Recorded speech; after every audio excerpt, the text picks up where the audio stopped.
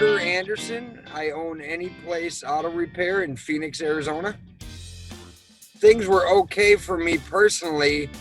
I actually had hired a general manager, and I kind of felt like I wasn't a slave to the business per se. I kind of went out and worked and did jobs that I would want to do to try to help the company. So from that aspect, I liked it. And obviously, if we were slammed, everything was good. We might be able to scrape out $500 in profit if everything was good. Just slowed down just a tick. Like, uh-oh. Everybody gets their money but me. But then I remember listening to some of your posts on Facebook about revenue, this and that. I was like, well, that don't mean nothing. I can have all the revenue I want, but if I'm not doing something with the revenue to maximize the revenue I'm getting, then it doesn't really matter. What made me decide to pull the trigger is honestly, what did I have to lose? A person can always be skeptical of anything you see online. You never really know. But after talking with Greg, I could tell that he was. It seemed that he was very genuine and honest, and well, I mean, it never hurts when there is basically like a money back guarantee.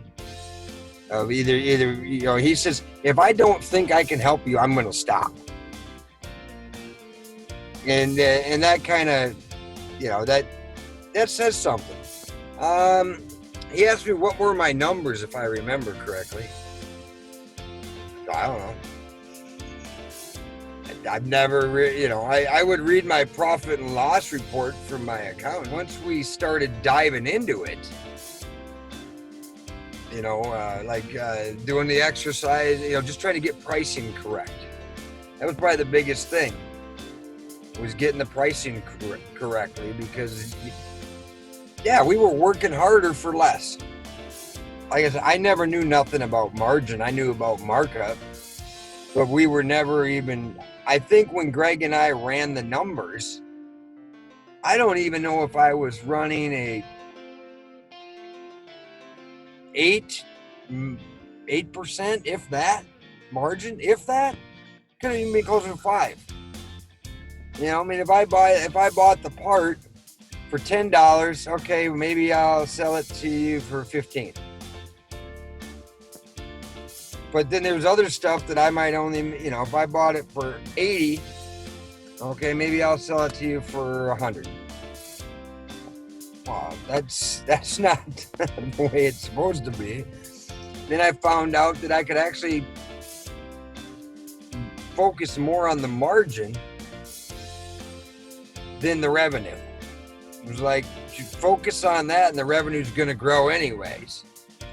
But, even if we were 8,000 or something less in revenue, heck, we made $5,000 more. Now we're about 40 to 45.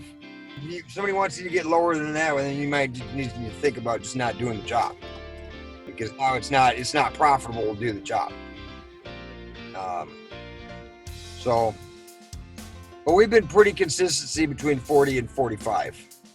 We've been going through the call tracking and trying to figure out the marketing to try to get really not be spending more than 5% of revenue on each marketing campaign, which I never even really thought about. I've got my wife involved now because she's more of the desk person, and we're setting up the structure as far as everybody's tasks and trying to get all of that organized. I love the hiring process that we went through. Just have the person kind of do a pre-interview themselves And if they can't follow the instructions, then there's no point in even talking to them. Yeah, I mean, it's a good way to sort out the time wasters versus, if you can't answer the simple questionnaires and do this, then you're not that interested.